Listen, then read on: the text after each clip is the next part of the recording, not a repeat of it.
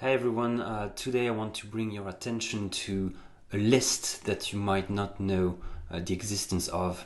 This is the ultimate list for doing things in Asana that I created a few months ago. It is located inside the Asana community, so you go to forum.asana.com and you look for the ultimate guide. It is called the Ultimate Guide for Doing Things with Asana, and I think it's the most up-to-date list of services you have around Asana, tools, resources, guides, and everything. So, for example, if you want to do OKR with Asana, you have actually 3 discussions on the subject in the community.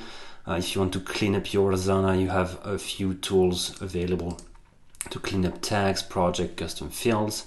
If you want to, let's say, do time tracking in Asana, did you know that you have all those tools available? Maybe not. So I really suggest you go inside this list to have a look at everything.